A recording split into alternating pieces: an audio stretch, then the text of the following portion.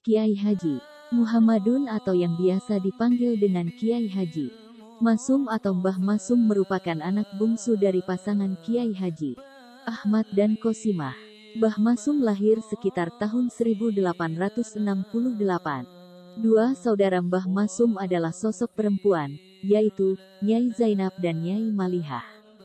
Beliau adalah pendiri Pondok Pesantren Al-Hidayah, Lasem, Rembang, Jawa Tengah. Ini merupakan ayahanda dari Kiai Haji Ali Maksum, Krapyak, Yogyakarta, sang Rais Am PBNU periode tahun 1981 sampai tahun 1984. Silsilahnya Mbah Masum masih punya hubungan darah dengan Sultan Minangkabau, bersambung hingga ke Rasulullah SAW. Kiai Haji Masum menikah 2 kali, nama istri pertama ada beberapa versi, sedangkan istri kedua adalah Nyai Nuriyah. Putra Kiai Haji Masum yang terkenal adalah Kiai Haji Ali Maksum, yang kelak menjadi pemimpin pesantren Munawir Krapyak, Yogyakarta, dan menjadi salah satu tokoh NU yang terkenal di tingkat nasional. Beliau sempat menjadi pedagang baju hasil jahitan Bu Nyai Nuriyah, juga berjualan perkakas rumah tangga atau kritikan seperti lampu pertomak, sendok, garpu, konde, dan peniti di Pasar Jombang.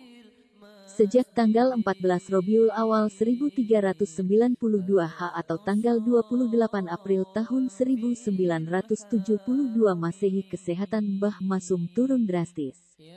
Hingga pada akhirnya beliau masuk rumah sakit Dr. Karyadi Semarang pada tanggal 17 September tahun 1972 Masehi selama 10 hari. Tanggal 12 Ramadan 1392 H atau tanggal 20 Oktober tahun 1972 Masehi, Mbah Masum menyempatkan untuk salat Jumat di Masjid Jami' Lasem. Saat hari itu juga beliau tutup usia pada pukul 2 siang. Kepergian beliau sangat dirasakan oleh semua kalangan, mulai dari pejabat tinggi, para kiai, keluarga, masyarakat, dan para santri. Upacara pemakaman beliau dibanjiri oleh para pelayat dari berbagai daerah. Sejak kecil, ayah Mbah Masum menitipkan Mbah Masum kepada Kiai Haji Nawawi, Jepara, untuk mempelajari ilmu agama. Karena sejak kecil dia telah ditinggal wafat oleh ibunya. Pengembaraannya mencari ilmu ketika masih muda tidak sebatas di Lasem, melainkan sampai ke Jepara, Kajen, Kiai Haji Abdullah, Kiai Haji Abdul Salam, dan Kiai Haji Siroj Kudus, Kiai Haji Masum dan Kiai Haji Syarafuddin, Sarang Rembang, Kiai Haji Umar Harun, Solo, Kiai Haji Idris Termas, Kiai Haji Dimyati, Semarang, Kiai Haji Ridwan, Jombang, Kiai Haji Hashim Asyari, Bangkalan, Kiai Haji Kolil hingga Makkah, Kiai Haji Mahfuz Turmusi, dan kota-kota lain. Saat menempuh pendidikan di Syekh Mbah Kiai Kolil Bangkalan, kemuliaan Mbah Masum sudah dirasakan oleh Syekh Mbah Kiai Kolil Bangkalan. Dikisahkan, sehari sebelum kedatangan Mbah Masum ke Bangkalan, Mbah Kolil menyuruh para santri membuat kurungan ayam. Kata Mbah Kolil, "Tolong aku dibuatkan kurungan ayam jago. Besok akan ada ayam jago dari tanah Jawa yang datang ke sini." Begitu Mbah Masum datang, yang saat itu usianya sekitar 20-an tahun, beliau langsung dimasukkan ke kurungan ayam itu. Mbah Masum disuruh oleh Mbah Kolil untuk mengajar kitab Alfiyah selama 40 hari. Yang aneh, pengajaran dilakukan oleh Mbah Masum di sebuah kamar tanpa lampu, sedangkan santri-santrinya berada di luar. Mbah Masum hanya 3 bulan di Bangkalan. Ketika hendak pulang, Mbah Kolil memanggilnya dan didoakan dengan doa sapu jagat. Lalu, saat Mbah Masum melangkah pergi beberapa meter, beliau dipanggil lagi oleh Mbah Kolil dan didoakan dengan doa yang sama. Hal ini terjadi berulang hingga 17 kali. Guru-guru beliau Kiai Haji Nawawi, Melongo, Kabupaten Jepara Kiai Haji Siroj Kajen, Kabupaten Pati Kiai Haji Abdus Salam Kajen, Kabupaten Pati Kiai Haji Umar bin Harun, Sarang, Kabupaten Rembang Kiai Haji Ridwan, Kota Semarang. Habib Idris, Solo Kiai Haji Dimyati, Termas Kiai Haji Syarafuddin, Kabupaten Kudus Kiai Haji Masum, Damaran, Kabupaten Kudus Kiai Haji Hashim Asy'ari Kiai Haji Kholil Bangkalan Mahfuz Tar masih sebelum mendirikan pesantren, Kiai Haji Masum bermimpi bersalaman dengan Rasulullah SAW, dan setelah bangun tangannya masih berbau wangi. Di waktu lain, beliau kembali bermimpi bertemu Nabi sedang membawa daftar sumbangan untuk pembangunan pesantren, dan berpesan kepada Mbah Masum, mengajarlah, dan segala kebutuhanmu insya Allah akan dipenuhi semuanya oleh Allah. Ketika dikonsultasikan dengan Kiai Haji Hashim Asy'ari, Mbah Hashim mengatakan mimpi itu sudah jelas dan tak perlu lagi ditafsirkan. Setelah mimpi-mimpinya itulah beliau menetap di Lasem dan istiqomah mengajar. Sebelum mendirikan pesantren, beliau berziarah dulu ke beberapa makam wali Allah, seperti makam Habib Ahmad Ibn Abdullah Ibn Tholib Alatas, Sapuro, Pekalongan. Menurut Kiai Haji Masum, saat berziarah pada malam Jumat, Habib Ahmad Alatas menemuinya dan memimpin doa bersama. Setelah itu, Mbah Masum keliling kota meminta sumbangan, dan berhasil mendapatkan sejumlah uang yang dibutuhkan untuk membangun pesantren. Selain ke makam Habib Ahmad, beliau juga sering mendatangi Hail Habib Ali Kuitang, Jakarta, dan ke makam Mbah Jejeruk Sultan Mahmud di Binangun Lasem. Setiap kali berziarah ke makam Mbah Jejeruk ini, Mbah Masum selalu membaca sholawat nariyah 4444 kali dalam sekali duduk. Mbah Masum juga istiqomah mengamalkan doa Nurun Nubuwah selepas salat subuh dan asyar.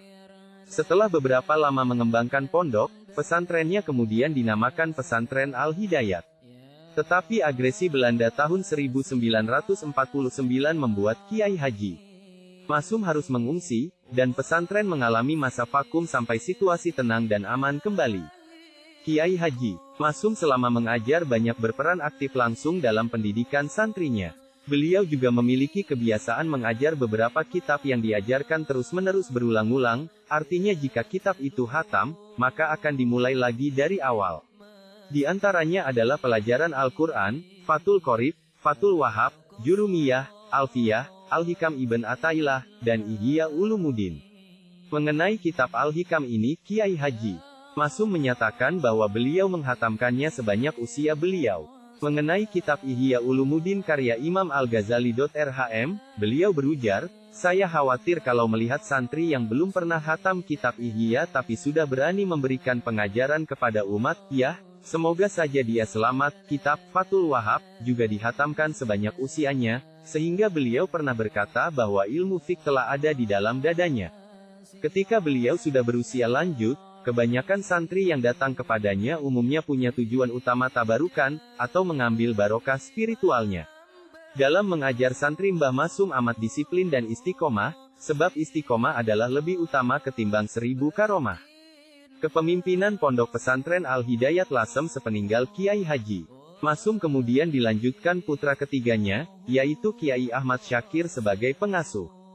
Putra dan puteri beliau Kiai Haji Ali Masum anak Nyai Hije Fatimah, Kiai Haji Ahmad Syakir bin Masum anak Nyai Hije Azizah, Nyai Hije Hamna. Murid-murid beliau Kiai Haji Abdul Jalil Pasuruan, Kiai Haji Abdullah Fakih Langitan, Kiai Haji Ahmad Saihu Jakarta, Kiai Haji Bisri Mustafa Rembang, Kiai Haji Fuad Hashim Buntet Cirebon. Pesantren milik Kiai Haji Masum ini semakin berkembang seiring dengan jumlah santri yang semakin banyak.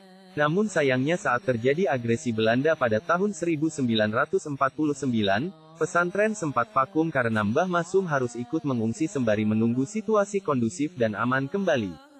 Selama mengasuh, Kiai Haji Masum banyak berperan aktif langsung dalam pendidikan santri-santrinya. Beliau juga selalu menanamkan sikap disiplin dan istiqomah, sebab istiqomah itu lebih utama ketimbang 1000 karomah.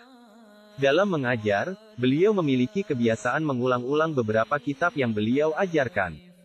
Jika sudah hatam, beliau ulangi dari awal lagi hingga berkali-kali hatam. Kitab-kitab yang sering beliau kaji diantaranya yaitu Fathul Qorib, Fathul Wahab, Jurumiyah, Alfiyah, Al-Hikam Ibn Athaillah, dan Ihya Ulumuddin. Ketika telah berusia lanjut, santri-santri yang datang kepadanya umumnya punya tujuan utama selain menuntut ilmu, yakni tabarukan atau mengambil barokah spiritual dari beliau. Banyak di antara murid-murid beliau yang di kemudian hari menjadi kiai-kiai besar, di antaranya yaitu Kiai Abdullah Fakih Langitan, Kiai Abdul Jalil Pasuruan, Kiai Bisri Mustafa Rembang, Kiai Fuad Hashim Buntet Cirebon, Kiai Ahmad Saihu Jakarta, dan lain-lain.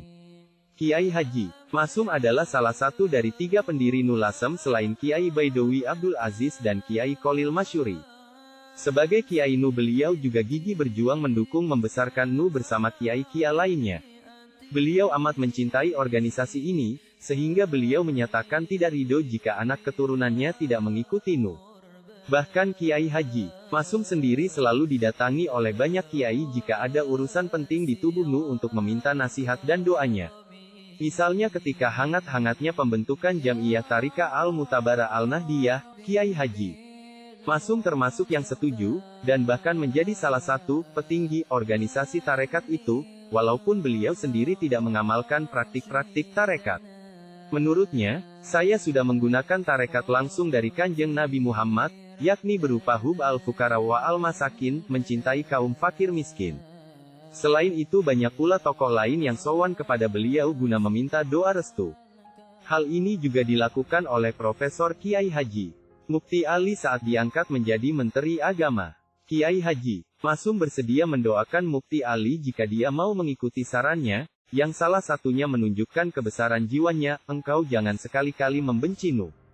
Sebab membenci Nu sama dengan membenci aku karena Nu itu saya yang mendirikan bersama-sama ulama lain.